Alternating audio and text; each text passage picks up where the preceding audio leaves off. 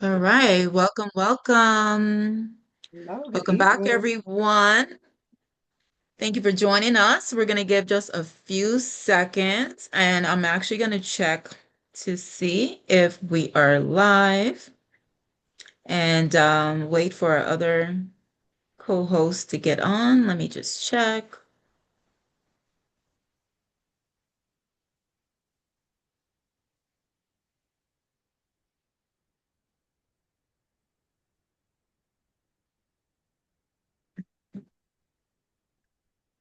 Yes, we are live. We are live.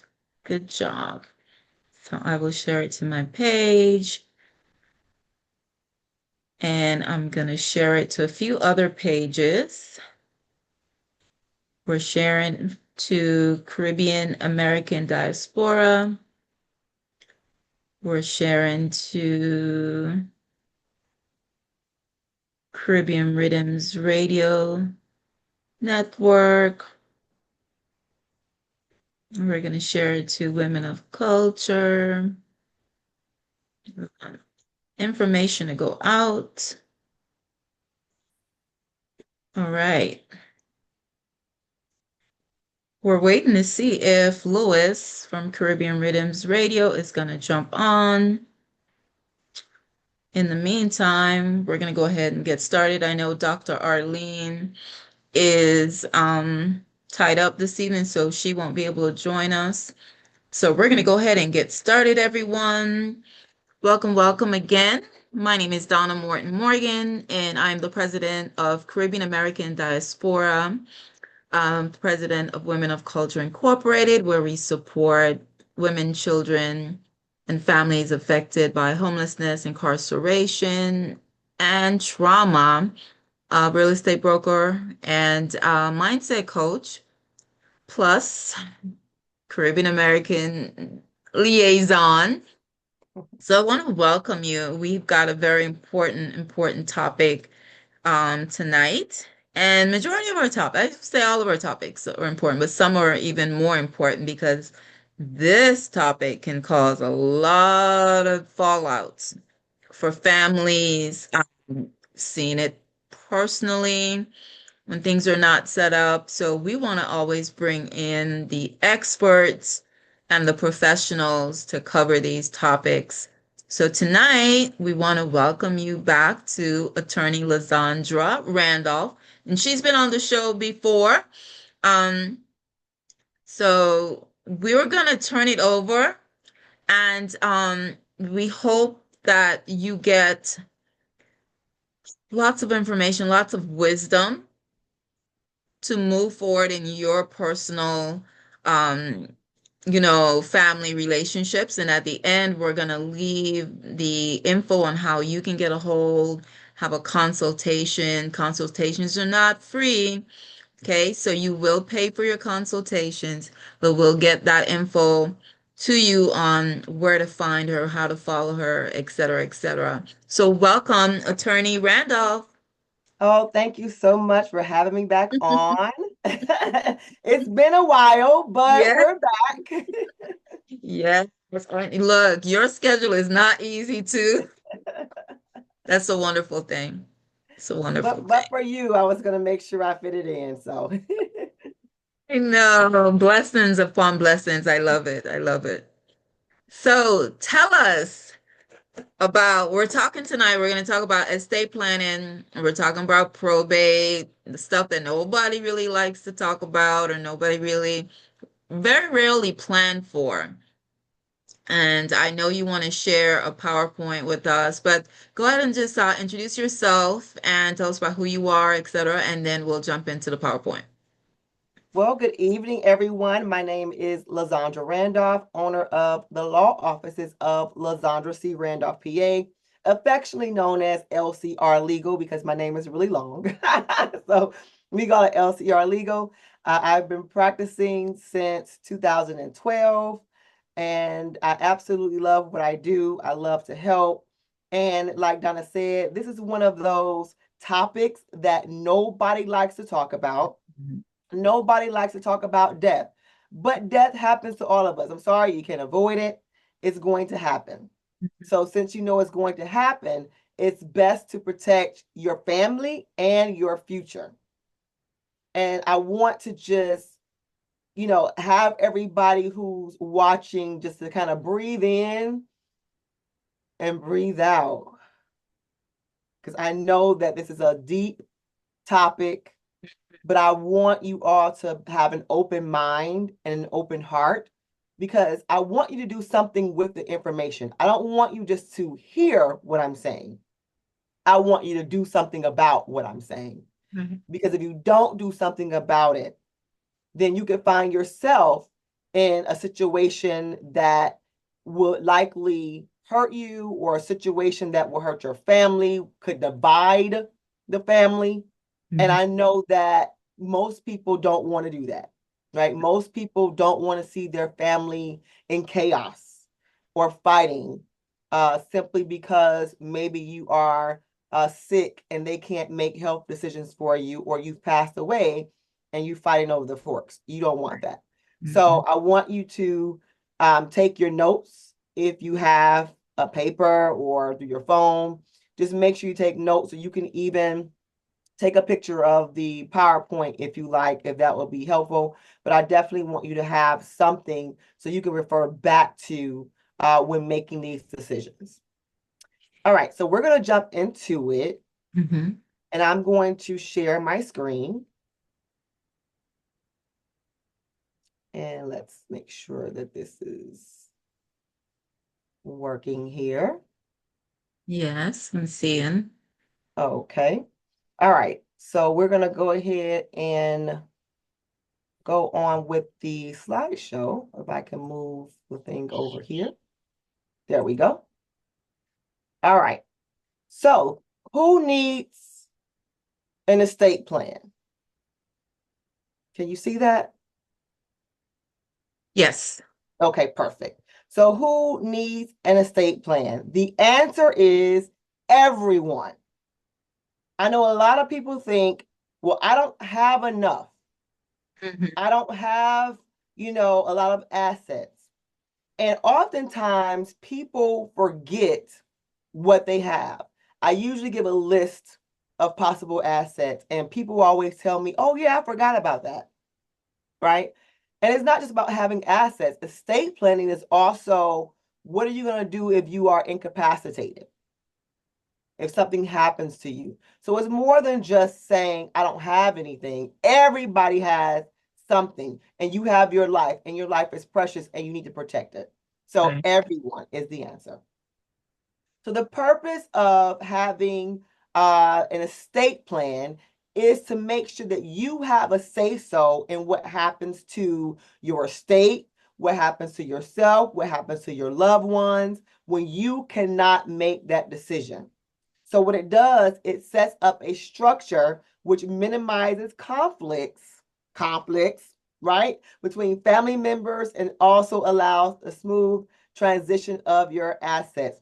Conflict is a big one. And I like to give examples sometimes when I'm telling the importance because I've had several cases over, the years that I've practiced.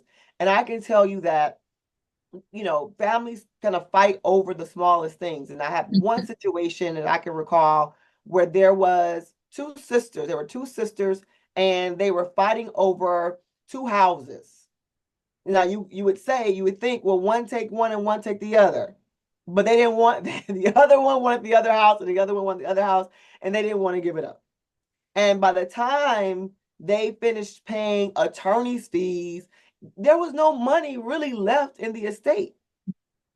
So we want to be careful that you're planning so that your estate is not being drained. And then your family members would not even, get anything. And Mhm. you don't want that to happen. All right. The added bonus is you have an inventory of your assets. Again, I've stated a lot of people don't realize what they have, but Right. this way you'll be able to determine exactly what you have. So, what happens if you don't plan? What are the consequences? The judge, the court, the legislature will determine what happens to your assets.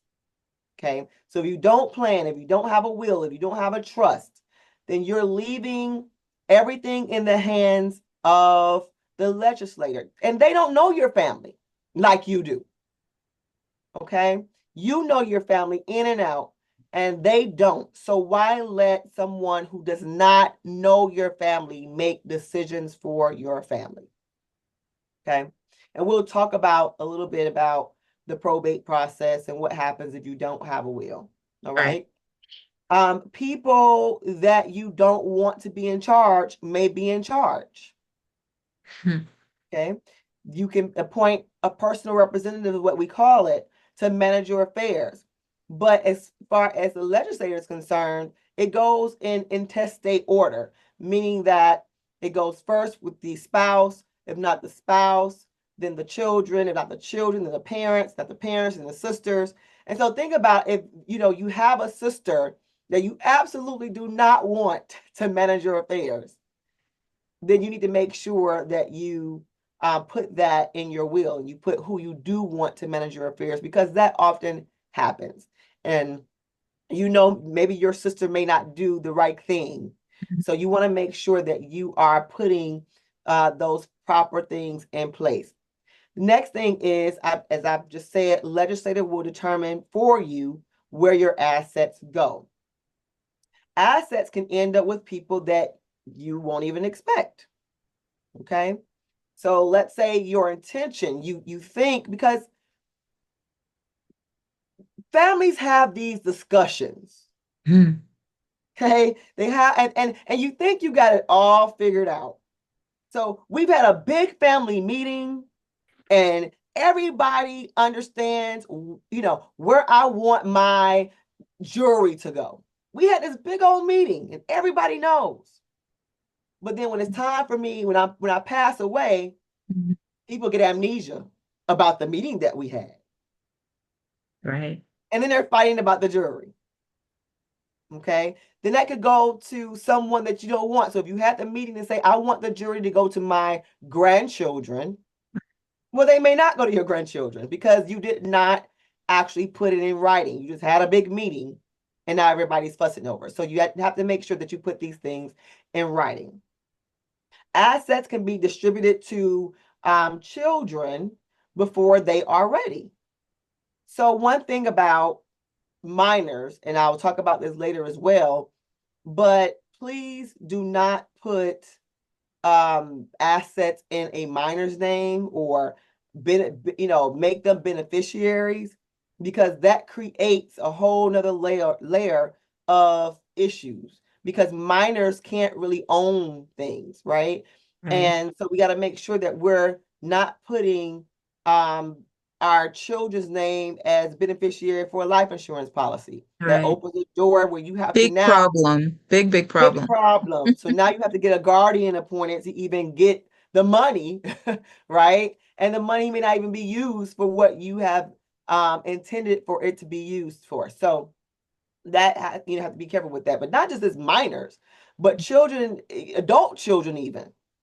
You may have an adult child, and this is real, who may be on drugs. Why would you want the adult child who's on drugs to have access to $200,000? You don't want that. Mhm. And they may not be ready. You may have an 18-year-old who's in college and they get a hold to $300,000. What is an 18-year-old going to do with $300,000? Right? So that 18-year-old may not be ready. These are some of the things that we have to think about. Okay. Foregoing opportunities to save on taxes. I'm not a tax attorney. I work with tax attorneys, but I'm not one. But I can tell you that there are tax consequences when you don't plan accordingly. Loss of privacy.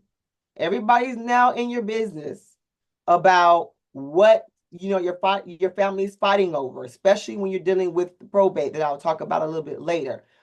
But now everybody has access to your assets and what the family's bickering and arguing about. You don't want that. You don't want your business in the street. All right. And then family member disputes over assets more likely. And I can tell you it happens all the time. People often tell me, oh, my sister and I get along. My family's pretty close. Not until you experience death or divorce or some type of life situation that shows you that some people can change based on those circumstances. Now, what does an estate plan include? Number one, it includes a will. It includes a trust, revocable trust or irrevocable trust, durable power of attorney. Don't worry, I'm going to go over these later. I just want to give you kind of a list of what it is. A living will, healthcare surrogate, statement of disposition of personal property, retitling of assets, beneficiary designations, and guardianship designations, and life insurance. And I really want to stress out that life insurance that we'll talk about shortly. So these are some of the things that are included in your estate planning. Okay, when there is no will, again, there's no named beneficiaries.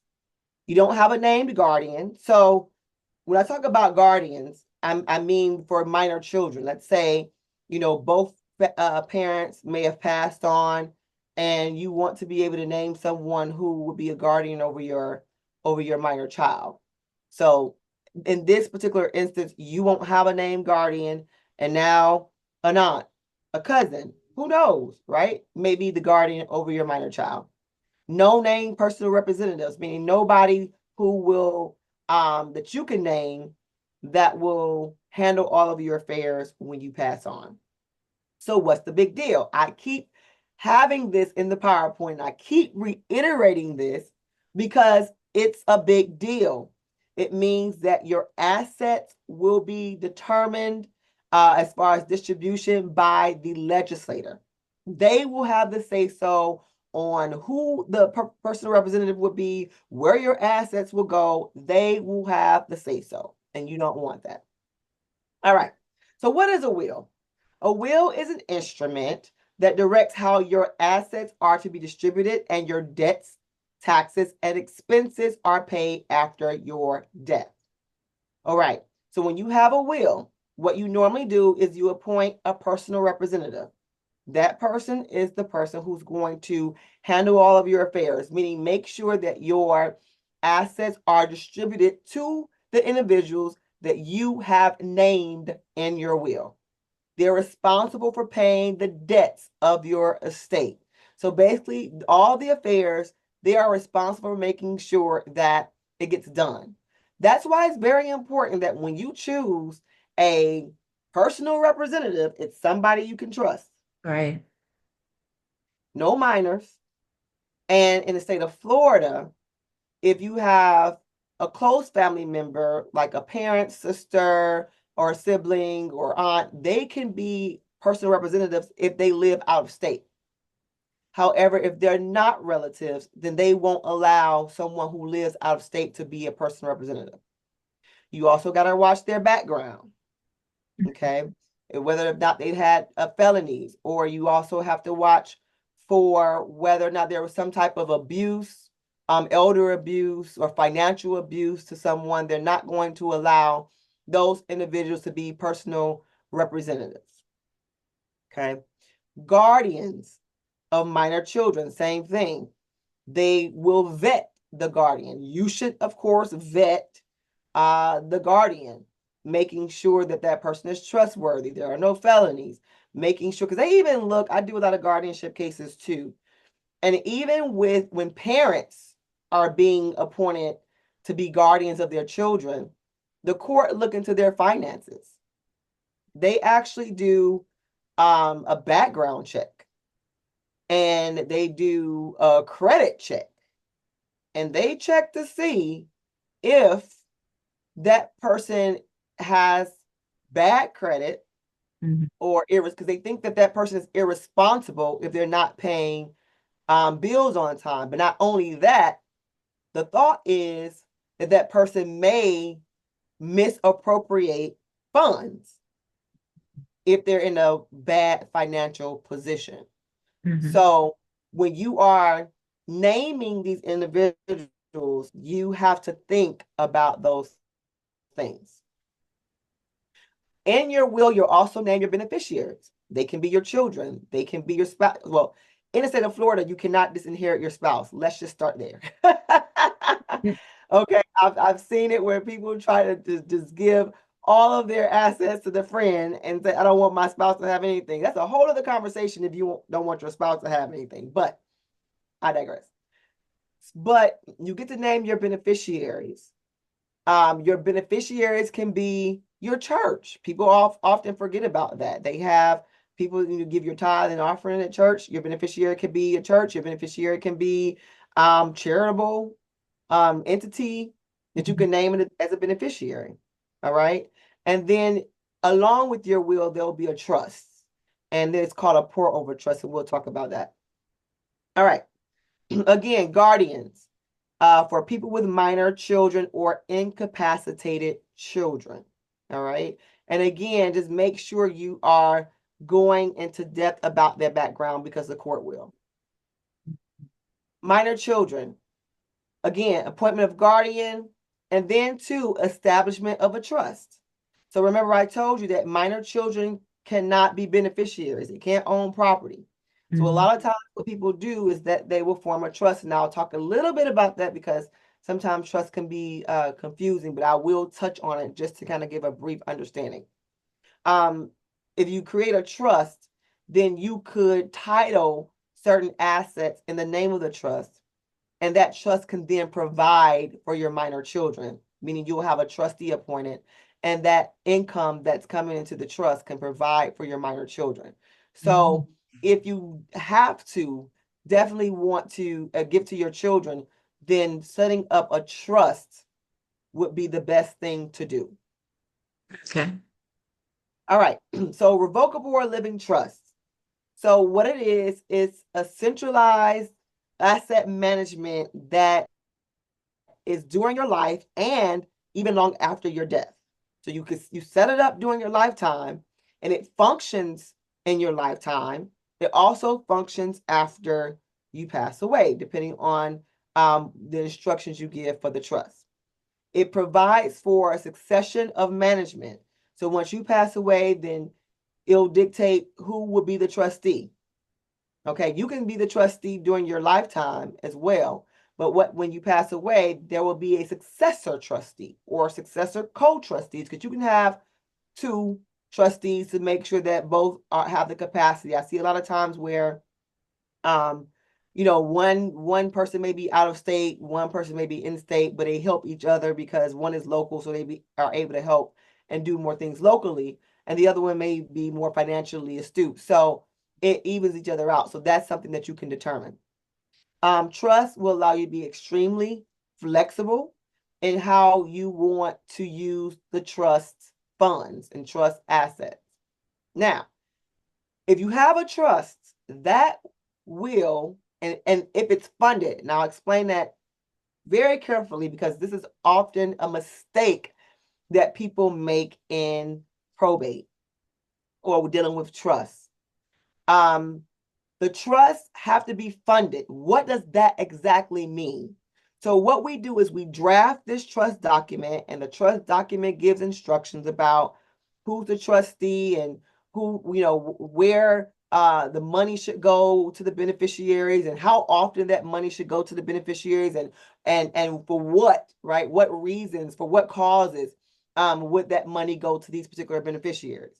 But if there's no money, then the trust document is really null and void.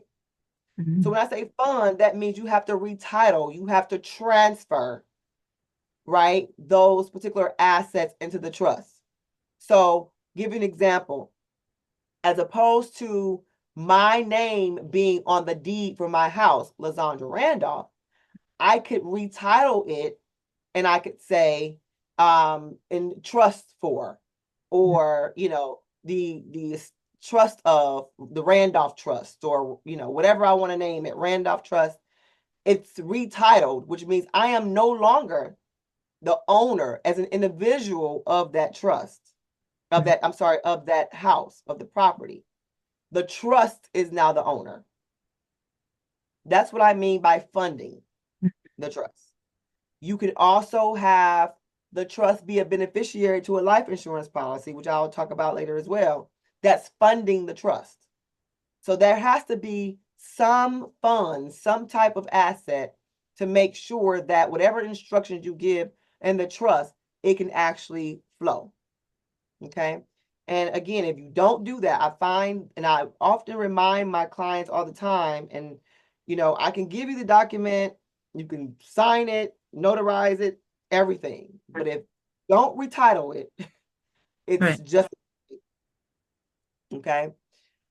Protection of vulnerable beneficiaries from themselves. So again, that example that I gave about having, a child or a beneficiary who is on drugs or, maybe incapacitated, can't handle money well, it protects them. So the trust will help take care of them, provide for, shelter, food, those types of things, but it won't put the money directly into their hands.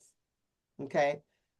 Provide for charitable intentions. I just stated that maybe you give to Goodwill, every year. You can make sure that Goodwill is a beneficiary to your trust. Mm-hmm. And again, estate tax reduction for married couples. I'm not a tax attorney, but it does have tax benefits that you should talk about with a tax professional. What it does not, it does not provide asset protection for the creator, meaning the grantor, the person. Because if I still have access to the assets in my trust, I still have access to it, which means that creditors can still attach themselves to it. Now, it'd be different if I had a trust and I'm not the beneficiary of the trust, then that means that the creditors can't attach. But if I have access to it and have control over it, then yes, creditors can still attach itself to the assets that's in the trust.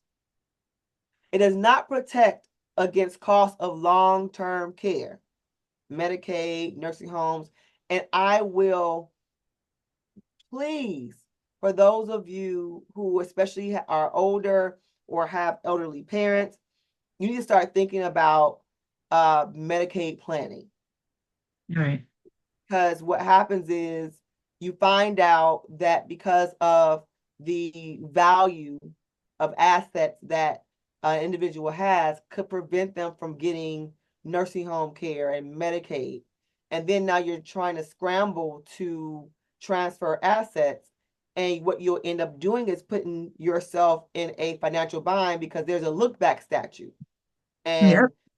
And you can't try, they'll look back and they'll say you intentionally tried to get rid of assets to qualify for Medicaid benefits and nursing home benefits. So please start the Medicaid planning right now, because you never know what will happen. Okay. It does not affect the creators, meaning the grantor's income taxes. So when you have a trust, you still have to pay taxes, and it doesn't affect how much the grantor will have to pay for income taxes. Now, pour over will. A pour over will is what we draft in conjunction with the trust. So what a pour over will does, a lot of times when you draft a trust, it could be, let's say this is 2025, and you draft this trust and you fund the trust, right, with some property. But let's say at some point in 2027, you then buy another property and you forget to retitle that property or put that title in the trust. Then what the pour over will would do is help to take whatever is not a part of the trust and put it into the trust. Mm-hmm. So that it's also protected. So we always do a pour over will along with a trust. All right. So who can be the trustee? You create the trust, can be the trustee. Family members can be a trustee. Friends can be a trustee. Professionals. So an attorney can be a trustee. An accountant can be a trustee. Institutions, your banks can be trustees if they agree to doing it. Some banks, don't agree to doing it, but others, they will agree depending on the size of your assets, right, of your estate. A lot of banks are not going to really want to take on a small estate, but if you have a large estate, usually they will agree to be the trustee of a large estate. And that some people do that so that they won't have to deal with family members, and they'll have a third party who's not interested in their assets. Beneficiaries as trustees. So your beneficiaries listed in the trust can be a trustee, and then your guardians that you've appointed can also be trustees. All right, beneficiaries. Who can be beneficiaries? We said this: children, charities, and other family members. All right, now we get into the general durable power of attorney. So when there's a power of attorney, please make sure it says durable. Durable is the key word. Durable means that it's still effective, it's still valid, even if you're incapacitated.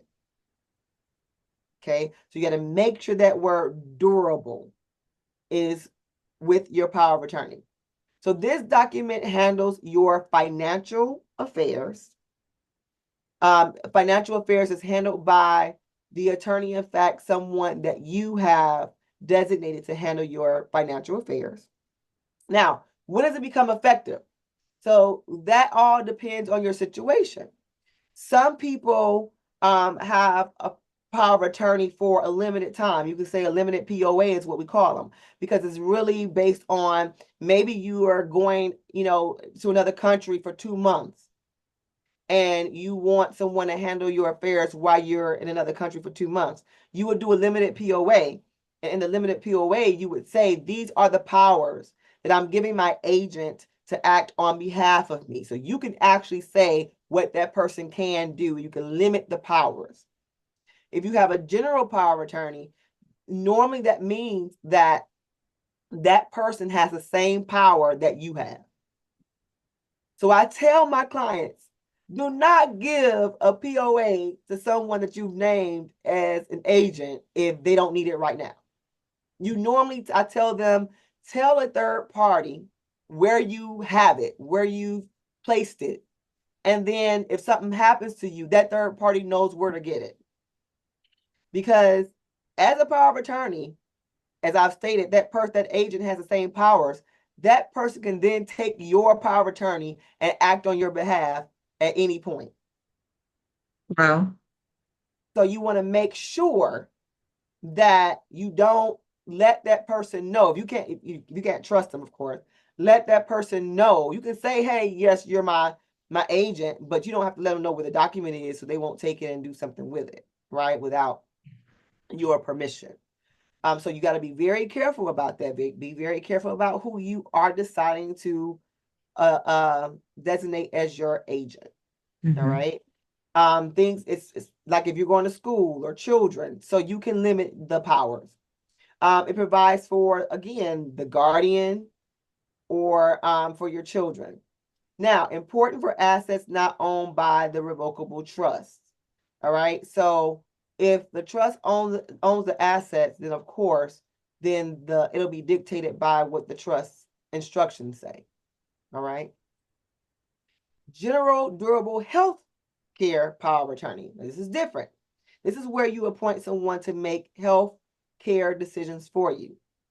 This is a person where they can go to your doctors and get your health information. Okay, so there's a HIPAA authorization. Can your durable power of attorney and your durable healthcare power of attorney be two separate people? Of course, they don't have to be the same person. And I always say this, you know your family, you know your children, you know the people that you're going to designate. There are some people who say, I want one child to be over my finances because this person is more financially responsible, but this child can handle it emotionally if I'm incapacitated.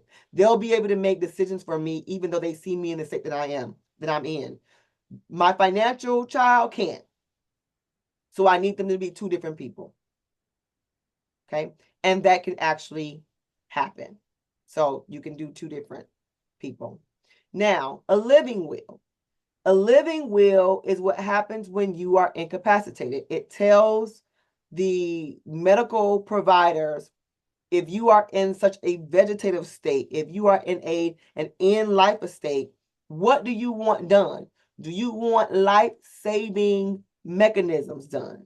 Do you want a defibrillator? Do you want these things? Do you want to be on, be intubation? Like, what do you actually want done? Some people say, I want to forego all that.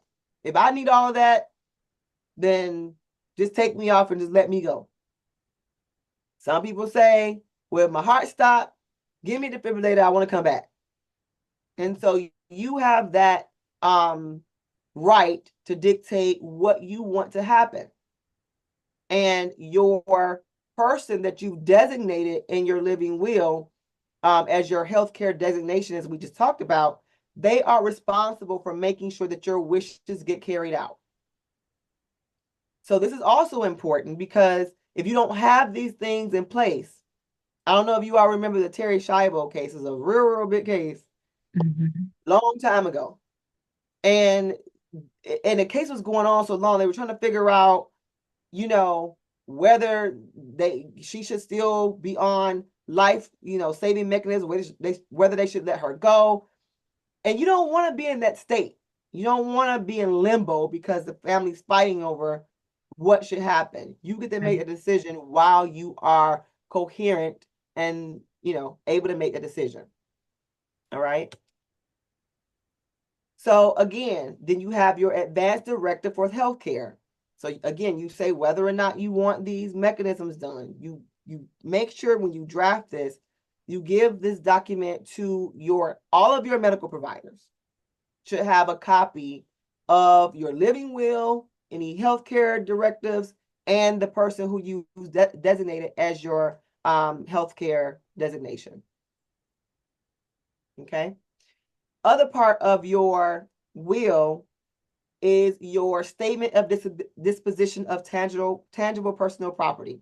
What that means is, where do you want your jewelry to go? Where do you want your furniture to go? Where do you want your vehicles to go?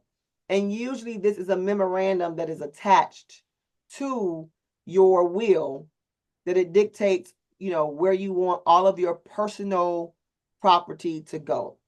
All right. It's not to include, bank accounts or anything like this. It's just only tangible personal property. All right.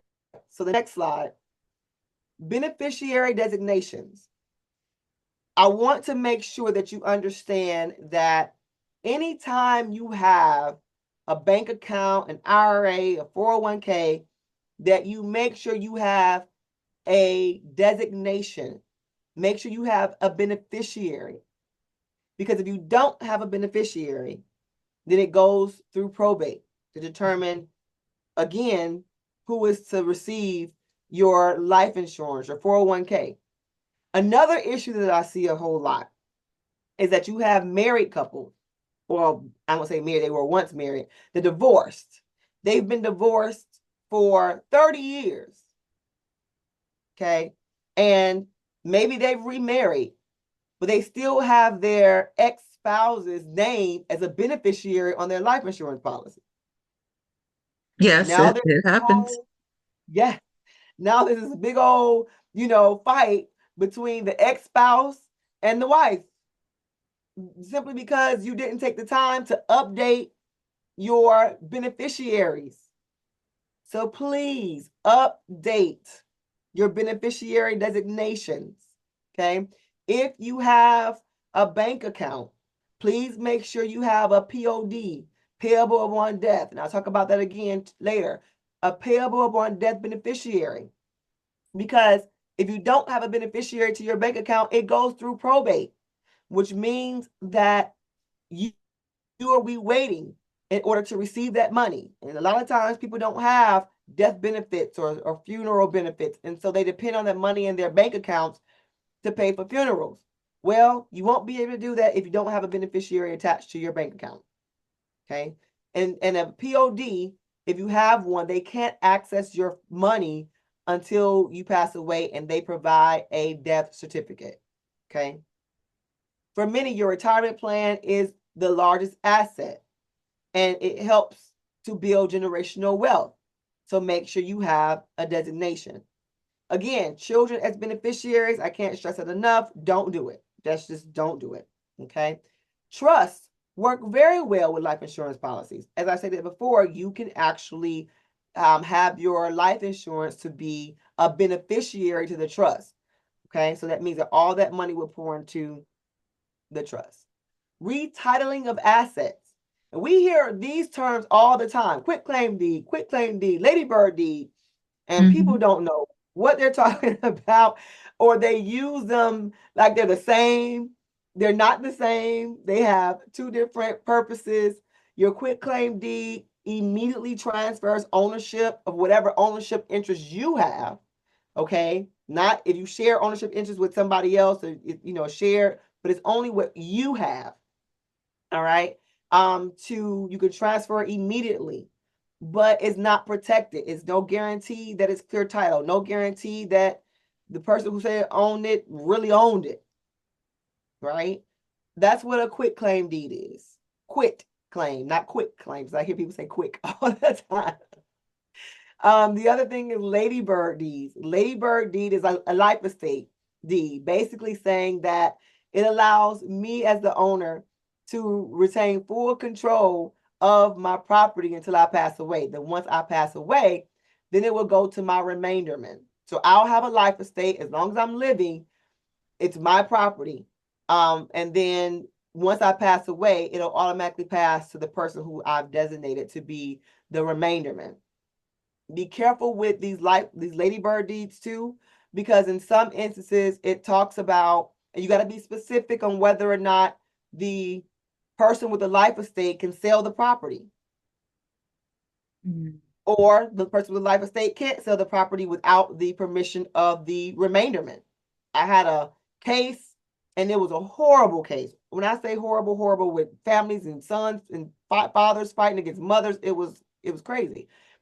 And there was a life estate deed. There was a ladybird deed, but it allowed the mother to transfer the property, and the son ended up transferring the property under her nose. It was just a mess. So if you want to make sure that your remainderment knows and aware of you're getting ready to sell this property, and you want them to have also a say so, make sure you say that in that ladybird deed. All right, disabled child. If you have a disabled child, you would need a supplemental needs trust. Okay, that to make sure that they can still get government benefits, even though they're disabled. They can still get benefits through the trust. Life insurance.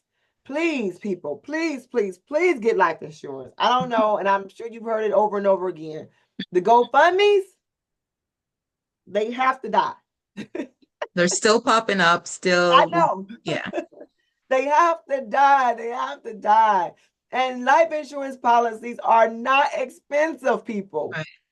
You pay more for food every day than you would for a life insurance policy. Even if it's 10,000, please get a life insurance policy.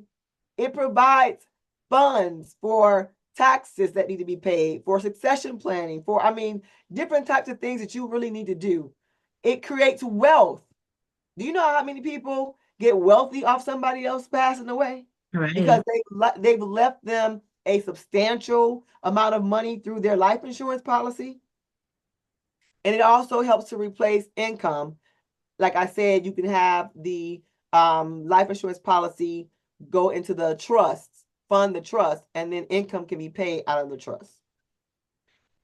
Now we're almost at the end. Probate. I know people want to know about probate. So the purpose of probate is to make sure you transfer all the assets to the proper beneficiary, and then also deal with your creditors. Okay. And yes, you still have to pay creditors if there are assets that can pay the creditors. So your homestead, for example, no, you can't go after the homestead to pay for any creditor. So that is protected. Okay.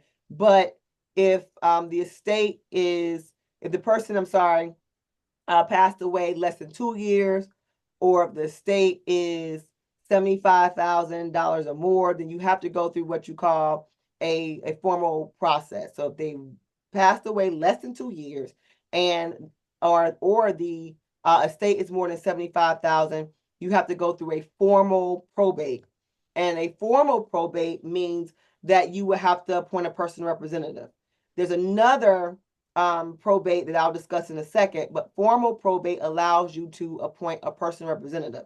If you have a will, then that means that the will will be presented to the court, and the court will have to accept the will. Okay, because they go to make sure that the will is valid and everything. In the probate process, you inventory your assets. So you take all your assets and see, everything that you have. You give notice to creditors. You pay income taxes if there's any income taxes. You pay the debts of the decedent. And then after that, you make the distributions to the beneficiaries. You make a final accounting that you've done everything according to what the will says, and then you close the estate. Formal process is a longer process. The formal probate is a longer process than what you would have summary administration. Summary administration is if a person has passed more than 2 years or the estate is less than $75,000, you can actually go to summary. In a summary administration, no personal representative is appointed. All that happens is all the assets are listed in the petition, and then it goes to the beneficiaries according to the will, or if there's no will, then according to intestate law, which is determined by the legislator. All right, what assets go through probate? Whatever assets you have in your name. So even your house will go through probate. A lot of people think that, I have a will. Since I have a will, then I can avoid probate. No. If you have a will, you have to submit that will to the court. You have to file that will, and you still have to go through probate. With trust, you will avoid probate, but not with having a will. So anything that's titled in your name, vehicles will go through probate, your house will go through probate, bank accounts go through probate. Okay, if the bank accounts do not have a beneficiary, they will go through probate. That's why beneficiaries are very important. Okay. What assets do not go through probate? Again, if there is, for example, a house and there's a spouse that you have, and you all, we call it, it's and by the entirety, you own it together as a married couple, and one spouse passes away, then in the state of Florida, it automatically transfers to the surviving spouse. So that won't go through probate. But if you have a home and you're not married, right, then that would absolutely go through probate. Assets with the beneficiary, like I said, bank accounts, IRAs, retirement plans, anything with a beneficiary can avoid probate. So make sure you do that. Life estates, again, that example that I gave with the Ladybird deed, because it's automatic transfer, it will avoid probate. And assets owned by the trust. That's why people want trust, because it will avoid going through probate. All right. And I believe that is my time. Amazing. There was a question. Let me see. If the home, for example, still has a mortgage, can you put it in trust? Yeah, if the house has a mortgage, you still can put it in trust.